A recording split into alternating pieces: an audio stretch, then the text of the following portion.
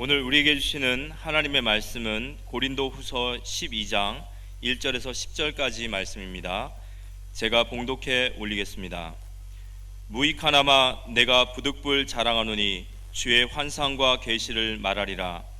내가 그리스도 안에 있는 한 사람을 아노니 그는 14년 전에 셋째 하늘에 이끌어 간 자라.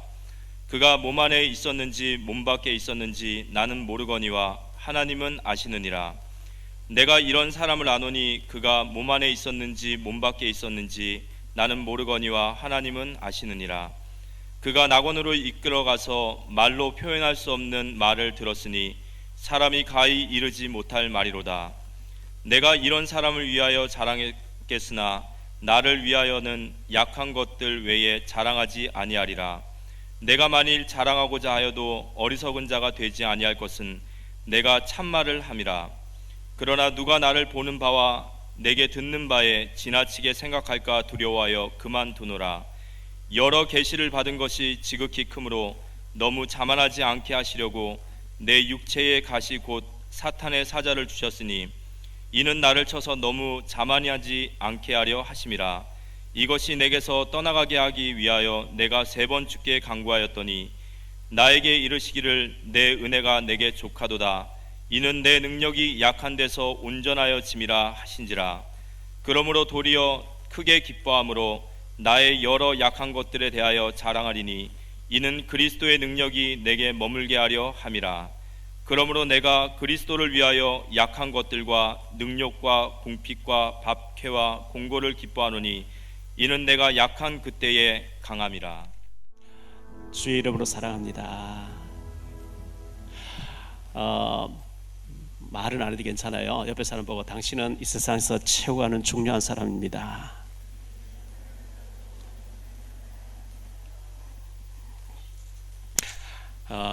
이 코로나 때문에 어려운 중에 우리 중직자분들이 아침 일찍 나와서 방역을 하시고 우리가 다 예배 마치고 갔음에도 불구하고 남아서 방역을 하시고 방송실에서는 이걸 또 자막으로 영상으로 올리기 위해서는 늦게까지 작업하시고 보이지 않게 중직자분들이 많이 헌신을 하십니다.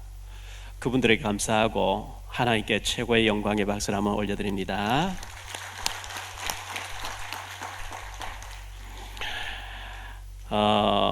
위대한 기도, 세계 최고의 기도가 있습니다. 어느 추운 눈 내리는 겨울밤 불을 끄고 막 잠을 청하는데 침대에 누웠는데 누가 밖에서 문을 두드립니다. 귀찮게 이 시간에 누가 찾아왔냐? 그래도 내가 예수님을 영접하고 예수님 모시고 살아가는 내가 찾아온 손님을 그냥 돌려보낼 수 있겠냐 해서 불편한 마음으로 잠자리에 일어나서 문을 열었습니다. 문 앞에는 험상궂은 나병 환자가 추위에 벌벌 떨고 눈을 막고 서 있었습니다. 나병 환자의 흉측한 얼굴을 보는 순간 멈칫했습니다. 그래도 마음을 가라앉히고 정중하게 물었습니다. 무슨 일로 찾아오셨습니까?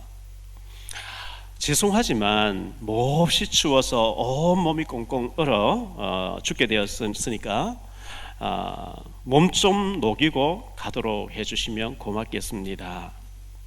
거절하지 못하고 나병 환자는 애처롭게 간청을 했기 때문에 속으로는 솔직하게 마음으로 안 된다고 가라고 하고 싶은데 그래도 성도의 양심에 들어오라고 했습니다. 들어왔는데 이제 눈을 닦아주고 이제 눈을 털게 했는데 자리에 앉자마자 살이 썩는 냄새, 지독한 냄새가 악취가 코를 찔렀다고 합니다. 어떻게 식사는 하셨습니까? 이렇게 물었더니 벌써 며칠째 굶어가지고 배는 등가죽에 붙었습니다.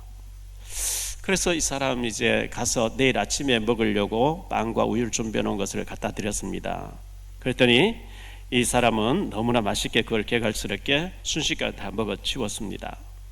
식사 후에 몸이 좀 녹았으니까 나병 환자가 떠나가 주기를 간절히 바라고 앉아 있는데 성도님, 지금 밖에는 눈이 많이 내리고 너무 추워서 가기가 어렵습니다. 하룻밤만 좀 자고 가면 안 되겠습니까? 이렇게 부탁을 하는 겁니다. 할 수 없지요. 누추하지만 그러면 주무시고 가세요.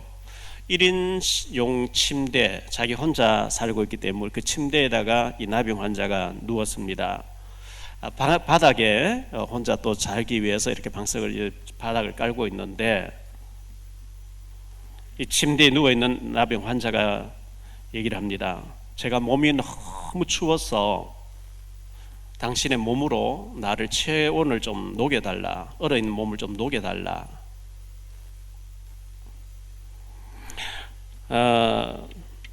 차마 상상할 수 없는 일이죠. 거절 못하고 옷을 다 벗고 그 나병 환자를 끌어안았다고 합니다. 잠이 도저히 오지 않을 것 같았는데 잠이 들었고 아침에 눈을 떠보니까 날이 밝아 있었다고 합니다. 꿈속에서 주님께서 환하게 기쁘게 웃고 계셨다고 합니다. 프란시스코야, 나는 네가 사랑하는 예수란다. 네가 나를 이렇게 지극진히 대접했으니 하늘의 상이 클 것이다. 주님, 나는 아무것도 주님께 드린 것이 없습니다. 꿈속에서 주님의 모습을 보고 깜짝 놀라서 자리에서 일어났다고 합니다.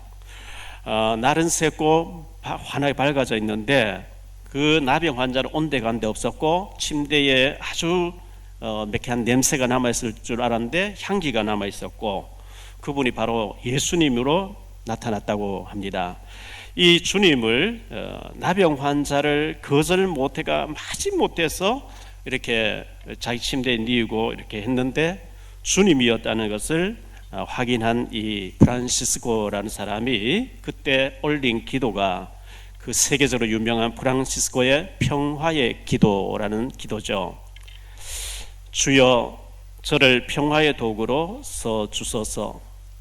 미움이 있는 곳에 사랑을, 아픔이 있는 곳에 용서를, 분열이 있는 곳에 일치를, 의혹이 있는 곳에 신앙을, 그릇됨이 있는 곳에 진리를, 절망이 있는 곳에 희망을, 어둠이 있는 곳에 빛을, 슬픔이 있는 곳에 기쁨을 가져오는 자가 되게 하소서. 위로받기보다는 위로하며, 이해받기보다는 이해하며, 사랑받기보다는 사랑하게 하여 주소서. 우리는 줌으로써 받고 용서함으로 용서받으며 자기를 버리고 죽음으로써 영광을 얻기 때문입니다. 프란시스코의 그 유명한 기도입니다.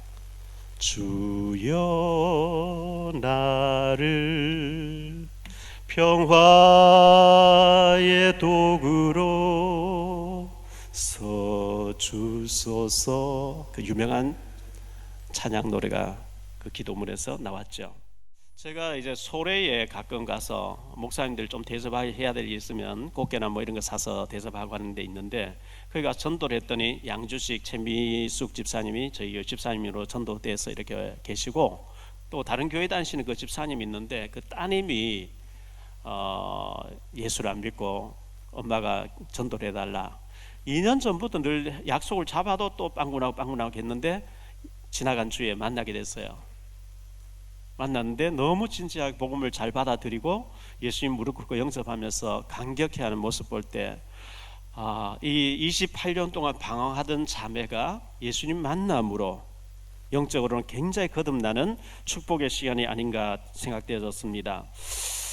저희 동창 목사님이 총신대학 교수로 계시는데 학부 교수인 것 같아요. 강의하다가 동성애가 나쁘다 했더니만은 학생들 데모를 하고 들고 일어나서 결국은 교수직을 그만두게 되는 안타까운 사건이 벌어졌습니다. 전에 우리 작년에 저희 오셨던 손재경 PD 목사님도 어느 대학 교수로 가서 동성애 나쁘다 했던 것 때문에 잘렸잖아요. 지금 현재 이게 나쁘다 하면 언제 못 잘려요. 여기다 차별금지법가 통과돼 버리면 어떻게 되겠습니까? 우리가 악법을 막도록 하나님께 늘 기도해야 되겠고요. 동창 목사님이 서울에서 제자 사역을 해서 교회도 크게 부흥시키고 잘하고 있는 것 같았는데, 여기서 떨어져 나온 24명이가 이 사람들이 어떤 사람 찾아가서 막 이걸 확대 이슈 크게 만들어 뉴스 나오게 해가지고 우리 목사님이 제자 훈련 시키면서 공동묘지에 데려가고 인분을 먹였다 이래가지고 뉴스가 되고 막 그걸 전부 교회 검찰이 와서 다 증거물 가져가고 뭐 이렇게 시끄러웠는데요. 그 중에 우리 동창 한 분이, 동창 카톡방에 뭐 한 분이 동창회 이름 84회 동창회 이름으로 신학대학원 동창회 이름으로 성명서를 내고 절대 그 목사님 그런 나쁜 사람 아니다. 뭔가 잘못된 오해가 있는 것 같다 이렇게 냈는데 그게 이제 동창회 임원들 통과하지 않고 혼자서 급한 마음에 내버린 거예요. 그래가지고 얼마 전에 동창회가 있었는데 거기에서 미안하다 내가 이렇게 사전에 충분한 의논을 못하고 일방적으로 내서 미안하다 하고 그러면 알았다 없었던 일로 하자 다 했는데 동창회 오지 않은 어떤 목사님이 계속 시비를 걸어요. 이거는 뭐 법적으로 처리해야 된다. 왜 우리 이름 팔았냐 막 이래가지고 제가 그런 모습들을 볼 때 이거 참 너무 갈등, 문제 아닌 걸 문제를 가지고 너무 이렇게 갈등하고 있고 율법으로 정지하는 게 아니냐. 프란시스코의 기도가 정말 주여 나를 평화의 도구로 써주옵소서. 그 자기를 위해서 아니고 얼음당 동창을 위해서 했는 건데 그걸 가지고 계속해서 법적으로 뭐 세상 법적으로 처리해야 된다. 안타깝습니다.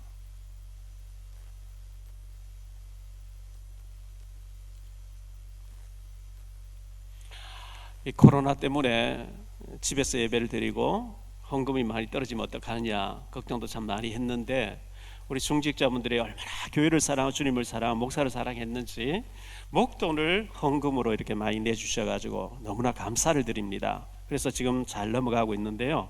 우리 교회 어떤 여자 청년이 공항 옆에 호텔에 이제 근무를 하는데 공항이 다 마비가 되다시피 하니까 손님이 없을 거 아니에요. 호텔에서. 지난달은 7일밖에 근무를 못했대요. 집에 있었고 어쩌다 한 번씩 나와라. 이번 달에도 8일밖에 이제 근무를 못하게 되는데 그래가지고 성경을 계속 읽었는데 한글로 된 성경 3번 읽었고 영어로 된 성경 2번 읽고 원래 지금 5번째 읽었대요. 저도 지금 2번째 다 읽어가는데 5번을 읽었다는 거예요. 얼마나 귀합니까? 혹시 시간이 나신 분들은 성경 말씀 많이 읽고 성경 말씀을 읽으면 그 말씀 자체가 능력이 되기 때문에 꼭 이기시기를 바라고요. 혹시 여러분 중에 질병이 있습니까? 우울증이나 공황장애나 불치병을 앓고 있습니까? 질병은 어느 날 갑자기 탁 튀어나오는 게 아닙니다. 오랫동안 쌓여서 안 좋은 현상이 나타나지는 것이 질병입니다. 예를 들면 골초로 담배를 하루에 몇 갑씩 계속 피우되면 폐가 안 좋아지겠죠. 술을 너무 과음을 많이 하면 간이 안 좋아지겠죠. 그게 하루아침에 오는 게 아니거든요. 오랫동안 쌓여서 그러면 그걸 질병까지 왔으면 이제 끊으려고 하고 잘하려고 애를 쓰고 뭐 해야 될 거 아니겠습니까? 마음속에 미움과 분노와 원한과 그리고 이 너무 이 한을 품고 있으면 우울증이나 정신의 문제 여러 가지 문제가 오겠죠. 그냥 예수 믿었다고 교회 한번 왔다가 탁 낫는 게 아니고 그런 이제 오래된 문제를 가지고 막 고통스러워하는 사람들은 말씀을 계속 듣고 말씀 묵상하고 말씀의 은혜를 받고 아멘 아멘 감사로 바뀌어질 때 치유가 일어나는 줄 믿습니다. 다른 방법이 없어요. 말씀을 통해서 내가 지금까지 오해했던 거, 미워했던 거, 분노했던 것이 감사로 바뀌어질 때, 감격으로 바뀌어질 때 치유 역사가 일어나는 거거든요. 그래서 말씀을 계속 들으라는 거예요. 말씀을 계속 묵상하라는 거예요. 근데 내게 질병이 있는데 이건 낫게 해달라고 아무리 기도해도 낫지 않다. 오늘 바로 사도 바울이 그런 사람이거든요. 여기 어떤 한 사람 아는 사람이 있다. 바울 자신이 자기를 얘기하지 않고 누구 다른 사람인 것 같이 얘기하는 거예요. 바울에게 사탄의 가시가 있었대요. 그거 낫게 해라 특별 기도 3번 했는데 하나님 들어주신 게 아니고 일부러 하나님 전하다는 거예요. 네가 너무 큰 계시를 받아가 잘못될까 봐 하나님 일부러 가시를 전하다. 해답을 얻었어요. 오히려 그때부터는 그 질병을 감사로 바뀌는 거죠. 여러분 기도해도 치유가 안 되거든. 더 큰 응답인가 이렇게 생각하시면 좋겠습니다. 제가 35년 전쯤에 의성읍교회 전도사로 한 6년 가까이 있었는데요. 그 전도사로 있을 때 주일학교 중등부 일을 담당할 때 주일학교에서 아이들이 설교하면서 예화 들었던 거 전에도 제가 얘기했는데 한 번 더 해볼게요. 갈릴리 호숫가에 3그루의 큰 나무가 있었다는 거예요. 그 나무들이 각자 자기들의 소원을 얘기했대요. 한 나무는 나는 크게 잘 멋지게 자라서 어느 날 잘려가지고 목수의 손에 의해서 왕궁의 주축 기둥이 되어가지고 왕이 사는 왕실의 기둥으로서 그 기빈 들어오는 그곳에서 내가 기둥이 되기를 원한다. 근데 어떤 목수가 와서 나무를 베 가더니만은 말구유의 기둥으로 세워버린 거예요. 그래서 이 나무가 서러워서 많이 울었겠죠. 근데 그 말구유에, 냄새난 말구유에 거기서 예수님이 탄생했다는 거예요. 얼마나 감사해요. 한 나무는 자기가 멋지게 자라가지고 목수에게 이렇게 대패질해가지고 외항선이 돼가지고 외국을 왔다 갔다 하는 기빈들 태우고 다니는 외항선이 되기를 원했는데 어느 날 목수가 잘라서 조그마한 고기만 잡는 배를 만들었는데 그 배에 예수님이 타고 이 마을 저 마을로 저걸 다니면서 복음 전하는 예수님을 모시고 다니는 배로 바뀌었다는 거예요. 그런 이 얘기예요. 한 나무는 자기는 죽지 않고 멋지게 자라서 많은 그를 통해서 많은 사람이 이 그늘 속에 와서 쉬어가도록 그렇게 오래오래 살기를 원했는데 인정사정 없이 목수가 와서 잘라가지고 가더니만은 흉악한 죄인들을 처형하는 십자가 틀로 바뀌더라는 거죠. 너무 슬퍼서 울었는데 그곳에 예수님 못 박혀 죽으면서 모든 인류가 구원받게 되는 축복의 나무가 됐다고 하는 그런 내용입니다. 우리가 어떤 내 소원을 가지고 좋은 것을 그림을 그리고 이루어 달라 기도했는데 그렇게 되지 않을 때 낙심할 게 아니고 저와 여러분 하나님 자녀가 맞으면 하나님이 합력해서 더 유익되게 하실 줄 믿습니다. 로마서 8장 28절에 우리가 알거니와 하나님을 사랑하는 자 곧 그의 뜻대로 부르심을 입은 자들에게는 모든 것이 합력하여 선을 이루느니라. 오늘 서론 부분에서요 세 가지로 잠깐 말씀드리고 본론에 들어가 세 가지 말씀드릴게요. 서밋, 첫째 서밋입니다. 서론 부분의 첫째가 서밋인데요, 하나님은 우리를 많은 사람을 살리는 최고의 서밋으로 불렀어요.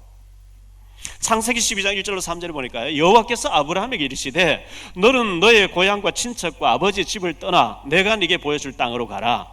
내가 너로 큰 민족을 이루고 네게 복을 주어 네 이름을 장대하게 하리니 너는 복이 될지라. 너를 축복하는 자에게는 내가 복을 내리고 너를 저주하는 자에게는 내가 저주하리니 땅의 모든 족속이 너로 말미암아 복을 얻을 것이라 하신지라. 너 때문에 너 주변 사람 전부 복을 받게 하는 너가 영적 서밋이다. 갈라디아 3장 9절에 이렇게 말씀합니다. 그러므로 믿음으로 말미암은 자는 믿음이 있는 아브라함과 함께 아브라함의 복을 받을 자라는 거예요. 여러분 직장에 계십니까? 여러분 동네에 계십니까? 여러분 회사에 계십니까? 여러분 때문에 그 주변 사람 전부 복을 받게 하는 영적 서밋으로 부르신 줄 믿으시기 바랍니다. 창세기 39장 5절에 보니까요, 그가 요셉에게 자기의 집과 그의 모든 소유물을 주관한 때부터 여호와께서 요셉을 위하여 그 애굽 사람의 집에 복을 내리심으로 여호와의 복이 그의 집과 밭에 있는 모든 소유에 미친지라. 요셉이가 애굽에 그 당시에 수많은 사람 살았겠죠. 최고가 복을 받은 사람이고 요셉 때문에 보디발의 밭에 최소의 역사가 일어났다 그랬어요. 사도행전 27장 24절에 바울아 두려워하지 말라. 네가 가이사 앞에 서야 하겠고 또 하나님께서 너와 함께 항해하는 자를 다 네게 주셨다 하였으니. 배를 타고 가는데 열날도 해와 달과 별을 보죠. 계속 풍랑을 뒤집어질 것 같은데요, 그 풍랑이 없으면 그 백부장이나 그 사람들이 바울의 말 안 들어요. 포승줄에 묶여있는 바울의 말 안 들어요. 그 외항선을 타고 국제적으로 다닌 사람들 바울의 말 안 들어요. 풍랑을 통해서 이 배를 타고 있는 모든 사람 네게 맡겼다 그랬거든요. 영적 서밋이다 말이죠. 교만하면 안 되지만 여러분들은 말은 하지 마시고 직장에 가거든 어디 가든 모임에 가거든 여러분 전부 나 때문에 너희들이 복 받는 줄 알아라. 너로 말미암아 다 주변 사람 복을 받게 하겠다 했으니까요. 두 번째, 생명건 헌신입니다. 이드로가 모세에게 생명건 헌실, 살인자입니다. 도망자를 보호를 했어요. 기생나합이 정탐꾼 2명을 생명 걸고 헌실에서 또 지켜주고 숨겨주었습니다. 열왕기상 18장에 보면 오바다가 주의 선자 100명을 50명씩 보호를 했습니다. 사르밧 과부가 엘리야를 보호를 했습니다. 열왕기상 17장에 보면요, 열왕기하 4장에 보면 수넴 여자가 엘리사에게 헌신을 했습니다. 사도행전 18장에 보면 브리스길라 아굴라 부부가 바울에게 헌신했는데 목숨까지 내놨다 했는데 얼마나 큰 축복을 받았는지요. 셋째, 하나님 우리를 인턴십 할 수 있는 사람으로 부르셨어요. 이드로가 모세에게 출애굽 18장 21절에 보면 인턴십을 해주죠. 너는 또 온 백성 가운데 능력 있는 사람들, 곧 하나님을 두려워하며 진실하며 불의한 이익을 미워하는 자를 살펴서 백성 위에 세워 천부장과 백부장과 50부장과 10부장을 삼아서, 너 혼자 이 일을 다 하려고 하지 마. 모세가 그렇게 했는데 얼마나 일이 쉬워졌는지 모르죠. 기생 라합이 정탐꾼들에게 지금 여리고 가나안 땅에 있는 모든 사람 상황을 다 알려주면서 인턴십 해줬습니다. 사도행전 9장에 보면 아나니아라는 사람이 사울이라고 하는 바울을 만나가지고 갈릴리에서 아니면 예루살렘에서 예수님이 이렇게 3년 동안 이렇게 하셨다는 것을 인턴십 해준 거예요. 사무엘이 다윗에게 인턴십 해줬죠. 우리 어르신들은 우리 랩런트들에게 인턴십 해줘야 됩니다. 네가 이렇게 하면 잘못되어지고 이렇게 하면 성공할 수밖에 없는 축복이라고 알려줘야 됩니다. 본론에 들어가 세 가지 좀 말씀드릴게요. 첫째, 하나님이 찾으시는 한 사람이 있습니다. 지금 저 밖에는 불신자들이 가득 있습니다. 불신자들은 12가지 상태에 죽어가고 있습니다. 창세기 3장 사건, 창세기 6장 사건, 창세기 11장 사건, 나중심, 쾌락중심, 하나님 없는 성공중심, 사도행전 13장 무속중심, 사도행전 16장 점술중심, 사도행전 19장 우상중심, 그리고 인간에게 들이닥칠 수밖에 없는 6가지 문제, 그래서 총 합계 12가지 문제에 죽어가고 있습니다. 디모데전서 2장 4절에 보면 하나님은 모든 사람이 구원을 받으며 진리를 아는 데 이르기를 원하시느니라, 이렇게 말씀하고 있어요. 이사야 6장 8절에 내가 또 주의 목소리를 들으니 주께서 이르시되 내가 누구를 보내며 누가 우리를 위하여 갈고 하시니 그때에 내가 이르되 내가 여기 있나이다 나를 보내소서 하였더니, 주님 나를 보내주세요, 제가 갔다 오겠습니다. 마태복음 9장 36절에 무리를 보시고 불쌍히 여기시니 이는 그들이 목자 없는 양과 같이 고생하며 기진함이라. 이에 제자들에게 이르시되 추수할 것은 많되 일꾼이 적으니 그러므로 추수하는 주인에게 청하여 추수할 일꾼들을 보내주소서 하라 하시니라. 이 일에 주여 내가 여기 있으니 나를 서 주옵소서 해야 됩니다. 디모데후서 4장 2절에 너는 말씀을 전파하라, 때를 얻든지 못 얻든지 항상 힘쓰라, 범사에 오래 참음과 가르침으로 경책하며 경계하며 권하라, 이렇게 말씀하고 있죠. 저 불신자들 전부 눈에 보이지 않는 사단 마귀에 잡혀가지고 12가지 상태에서 운명사주팔자 속에 죽어가고 있기 때문에 그 사람들을 우리는 전도의 대상자로 생각하고 그들 앞에 빛과 소금의 역할을 하려고 해야 됩니다. 구원 받아 놓고 방황하는 사람들 많이 있습니다. 복음이 잘 정리가 안 돼서 있는 사람들 많이 있죠.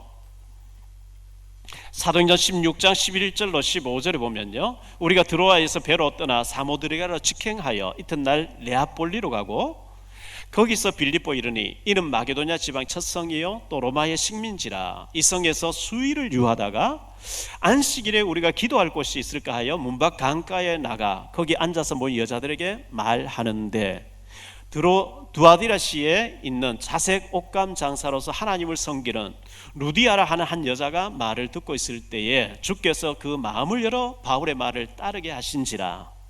그와 그 집이 다 세례를 받고 우리에게 청하여 이르되 만일 나를 주 믿는 자로 알거든 내 집에 들어와 유하라 하고 강권하여 머물게 하니라. 갈급한 영혼이죠. 바로 사명자로 복음이 들어가 버리니까 사명자가 되어지고 지교해야 할 사람으로 바뀌어져 버리죠. 제자들이 있습니다.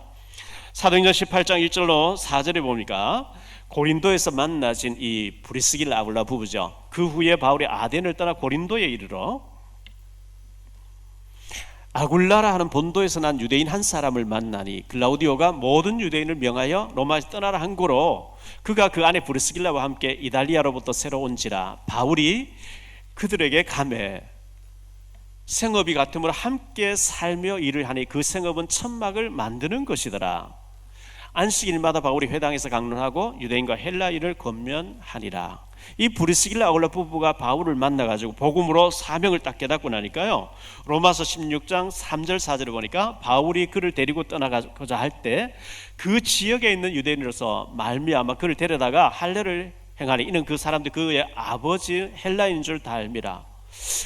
여러 성 로마서 16장 3절 4절입니다. 사도행전 16장이 나오네요.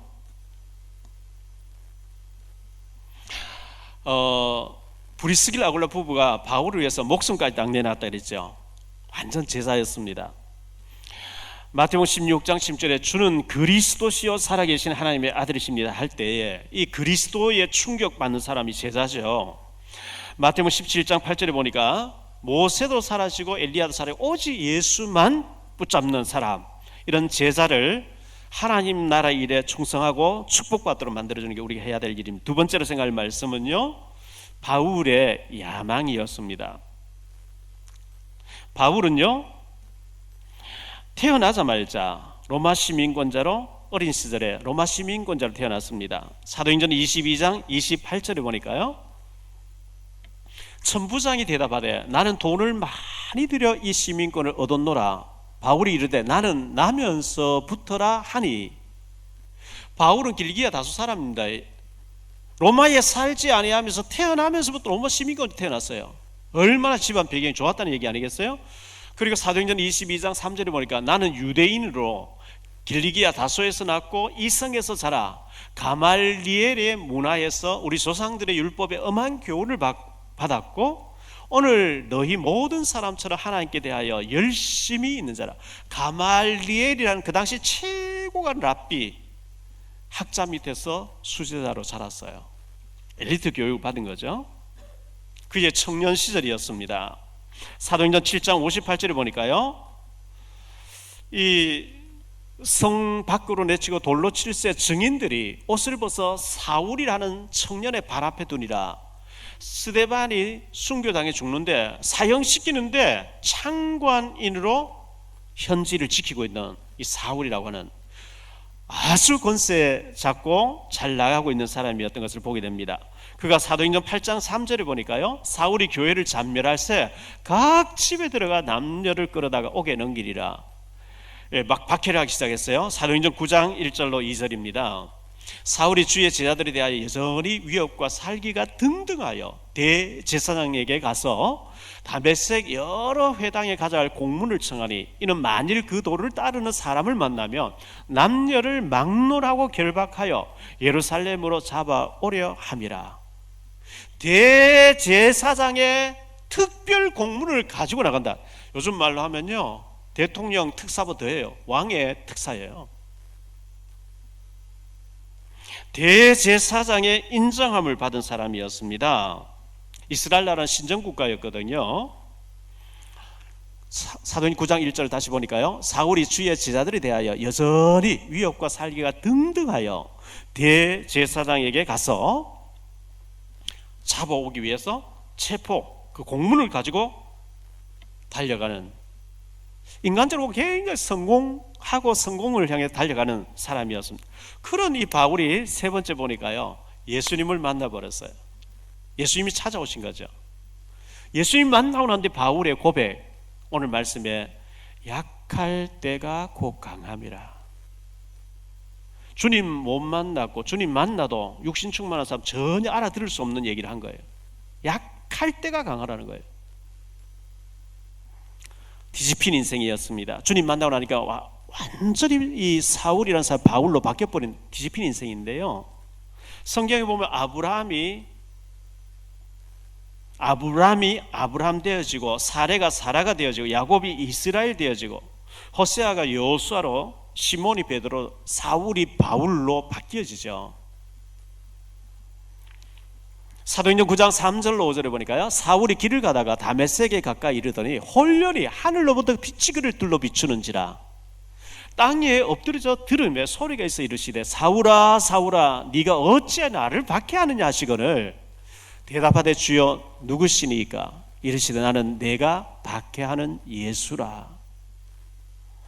예수는 이단인 줄 알고 예수 믿는 거 다 잡아 죽여야 된다고 생명을 뛰어다니는데 그분이 예수님이 그리스도라는 거예요. 충격돼 버렸죠.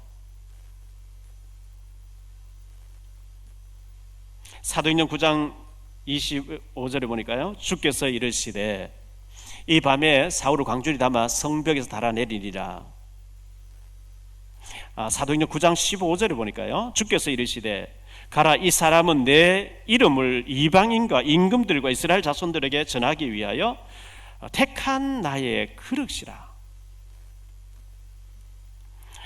이 바울이 주님 만나고 난 뒤에 빌립보서 3장 8절에서 하는 고백이 있습니다. 5가지로 고백하죠. 내가 그리스도를 만나보니까 가장 고상한 지식, 최고 가는 지식이 그리스도에게 있더라. 그분 만나고 보니까 모든 것 뱃설물이더라. 전에 그렇게 좋던 로마 시민권과 박사 학위와 명예와 돈과 모든 것이 뱃설물이구나. 나는 그분에게 발견되기를 원한다. 그에게는 상급이 있다. 그분은 만물을 다스리시는 분이구나.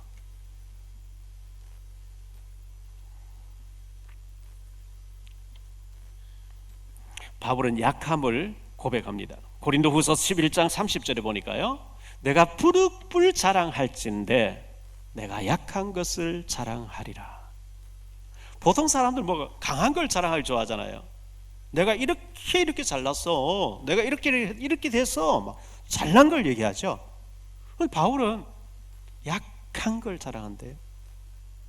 고린도후서 12장 5절에 내가 이런 사람을 위하여 자랑하겠으나 나를 위하는 약한 것들을 위해 자랑하지 아니하리라.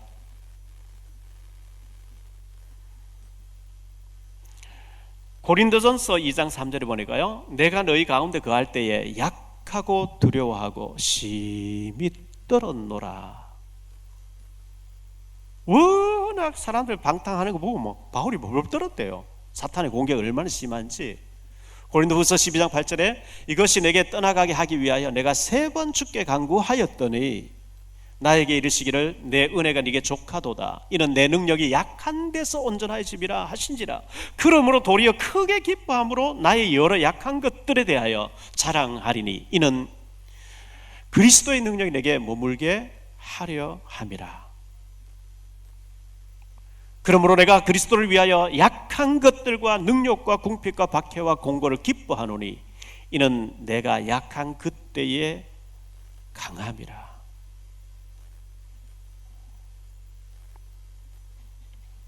약하다 할 때요, 뭐가 약하냐니까요. 저는 아침에 공복에 새벽기도 일어나면은 공복에 유정란 계란 하나, 생계란 하나 장모님이 주셨어요. 들기름 주셨어요. 들기름하고 생계란 하나를 이렇게 먹는데요, 빈속에 먹으면 좋다 그래요. 정은주 목사님 그렇게 드신다 그러더라고요. 계란을 다룰 때 우리가 잘 달아야 되죠. 약해요. 조금만 충격주면 박살 나버려요. 생계란. 유리 그릇, 유리잔, 머그잔, 유리 그 그라스 있잖아요. 약해요. 부딪히면 깨져버려요. 어린 아이는 약해요. 얼마 전에 지난번에 그런 일이 산부인과에 간호사가 애를 약간 던졌는데 애가 뭐 장애를 입어버렸죠. 어린 아기를 산부인과에 그 간호사가 심하게 다뤘어요. 제가 전에 의성에서 성경학교 다닐 때 장애로는 생신이 돌아와서 그때 오토바이 타고 70리길을 왔다 갔다 했거든요. 오토바이 뒤에다가 케이크 하나 사가지고요, 끌어로 매놓고 비포장 도로를 막 70 달려버렸더니만 집에 가서 열어보니까 아무것도 없어요. 다 이게 뭐 떡이 돼버렸어요. 저는 뭐 그냥 그대로 있는 줄 알고 막 비포장 도로 다다다다 막 갔더니만은, 여러분이 저를 보실 때 강한 것 같습니까? 제가 굉장히 연약해요. 중국집 일할 때요, 주방장이 막 욕하고 막 국자가 때리고 바가지가 때리면 저는 뭐 소리는 안 내고 눈물이 그냥 출출 흐르는 거예요. 이 새끼 남자가 운다 하면 또 때린 거예요. 저는 그 서러운 영화 같은 잘 못 봐요. 눈물을 참을 수가 없어요. 눈물이 많아요. 굉장히 약해요. 제가요. 어느 정도 약하냐? 늘 흔들려요. 내 힘과 결심 약하여 늘 깨어지기 쉬우니 늘 깨어져요. 늘 흔들려요. 그래서 그리스도가 필요한 거예요. 낙심하다가 또 그리스도 보고 살아나고, 절망하다가 그리스도 보고 또 살아나고, 그리스도가 힘이 되는 줄 믿습니다.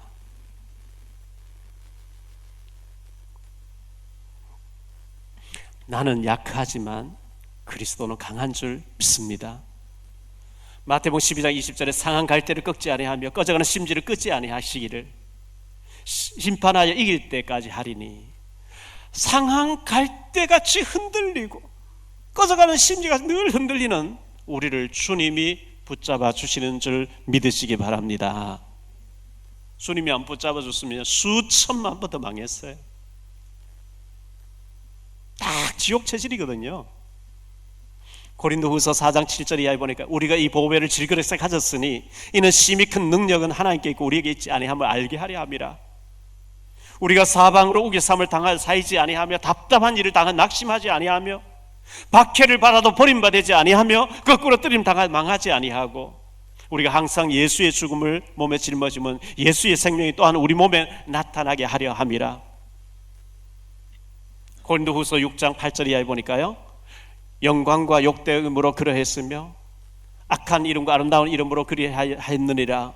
우리는 속이는 자 같으나 참되고 무명한 자 같으나 유명한 자요, 죽은 자 같으나 보라 우리가 살아있고 징계를 받는 자 같으나 죽임을 당하지 아니하고 근심하는 자 같으나 항상 기뻐하고 가난한 자 같으나 많은 사람을 부유하게 하고 아무것도 없는 자 같으나 모든 것을 가진 자니라. 그리스도가 계시니까요.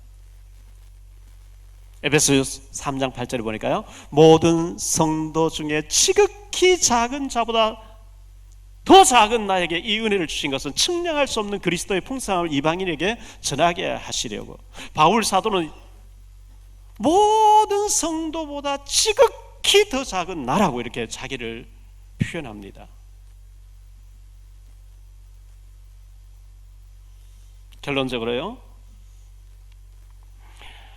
약한 자를 쓰시는 하나님이십니다.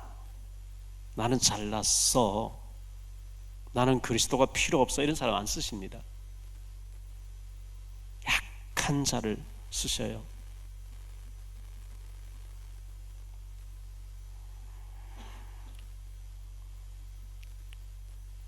약함을 자랑해야 됩니다. 잘났음을 자랑하면 안 됩니다. 나는 이렇게 모자라고 이렇게 망해야 되는데 주님 바라봤더니 주님이 복음 때문에 나를 축복해 주셨다고 나의 약함과 주님의 위대함을 간증해야 됩니다. 약할 그때가 곧 강함이라. 약한 줄 아니까 뭐 교만할 게 없죠. 약한 줄 알기 때문에 엎드릴 수밖에 없죠. 아멘. 약한 것밖에 없는데요, 모자라는 것밖에 없는데요.